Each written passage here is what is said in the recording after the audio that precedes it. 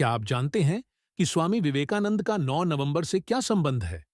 911, जिसे हम आधुनिक समय में 2001 में वर्ल्ड ट्रेड सेंटर पर हुए आतंकवादी हमले के रूप में याद करते हैं, वास्तव में इससे कहीं अधिक गहरा और ऐतिहासिक अर्थ रखता है। लेकिन आश्चर्य की बात यह है कि स्वामी विवेकानंद भी 911 से जुड़े हुए हैं। पर कैसे? स्वामी विवेकानंद का 911 के साथ संबंध एक ऐतिहासिक और प्रेरणादायक घटना है, जिसे याद करना महत्वपूर्ण है। 11 सितंबर 1893 को स्वामी विवेकानंद ने अमेरिका के शिकागो में विश्व धर्म महासभा वर्ल्ड पार्लियामेंट ऑफ रिलीजियंस में अपना प्रसिद्ध भाषण दिया।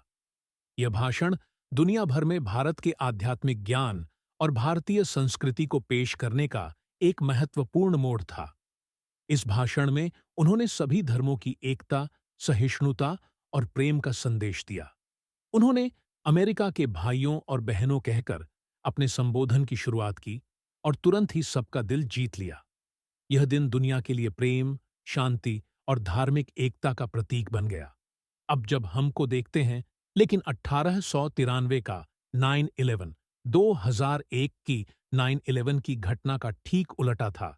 यह दिन दुनिया को एकता, सहिष्णुता और सभी धर्मों के बीच समानता का संदेश देने वाला था।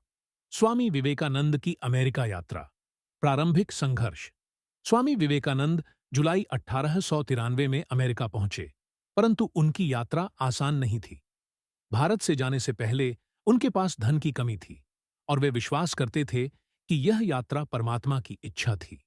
शिकागो पहुंचने के बाद स्वामी विवेकानंद को धर्म महासभा में भाग लेने के लिए कठिनाइयों का सामना करना पड़ा, क्योंकि उनके पास कोई औपचारिक निमंत्रण नहीं था।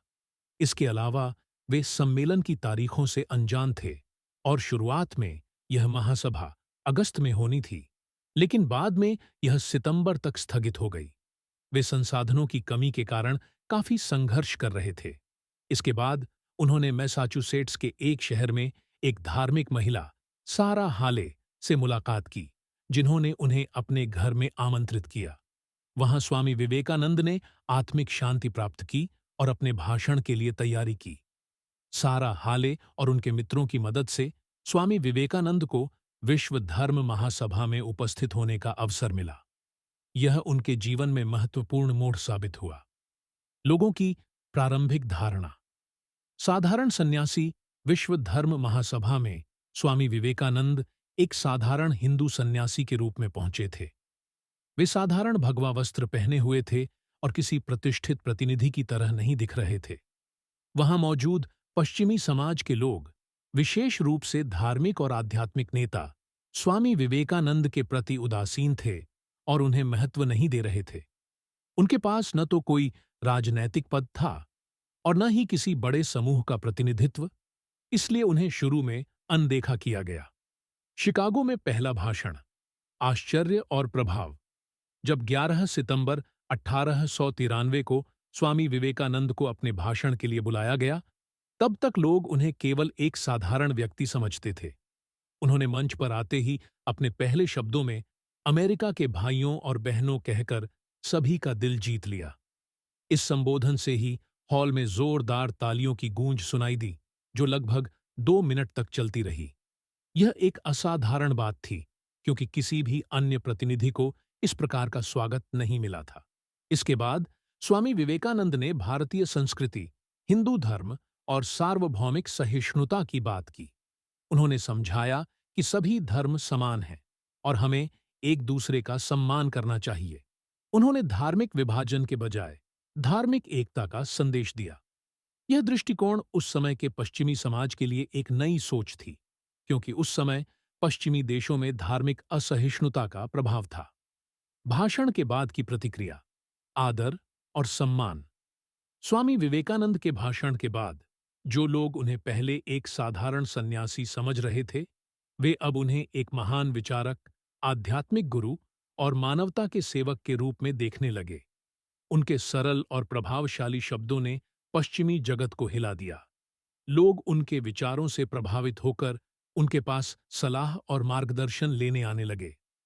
स्वामी विवेकानंद के इस भाषण के बाद भारत और हिंदू धर्म के प्रति पश्चिमी दृष्टिकोण बदलने लगा। वे एक आध्यात्मिक शक्ति के रूप में सम्मानित किए जाने लगे और अमेरिकी जनता उनके प्रवचनों में बड़ी संख्या में भाग लेने लगी।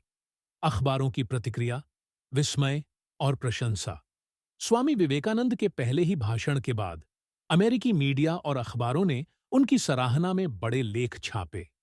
कई प्रमुख समाचार पत्रों ने उनके भाषण की समीक्षा में लिखा कि स्वामी विवेकानंद ने विश्व धर्म महासभा में सबसे प्रभावशाली और उत्कृष्ट भाषण दिया था। उनका भाषण न केवल तर्कसंगत था, बल्कि उसके पीछे एक गहरा आध्यात्मिक संदेश था, जिसने हर किसी को छू लिया। अगले दिन न्यूयॉर्क हेराल्ड ने उनके भाषण को सबसे बड़ी घटना करार दिया और लिखा, महासभा के पहले दिन भारत का एक सन्यासी, जो किसी धार्मिक पंडित या पश्चिमी बुद्धिजीवी के रूप में नहीं दिखता था, ने अपने गहन विचारों और प्रेरणादायक भाषा से सभा को मंत्रमुग्ध कर दिया। इस समाचार पत्र ने विवेकानंद के भाषण को एक ऐसा भाषण कहा जो शांति और सहिष्णुता का प्रतीक था। शिकागो क्रॉनिकल ने लिखा, स्वामी विवेकानंद ने धर्म का ऐसा उच्चतम स्वरूप प्रस्तुत किया जो विश्व में किसी भी अन्य धर्म या विचारधारा से ऊपर है।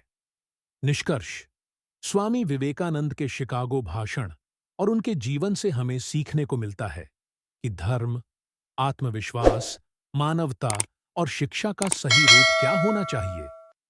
उनके विचार आज के समाज में भी उतने ही प्रासंगिक हैं।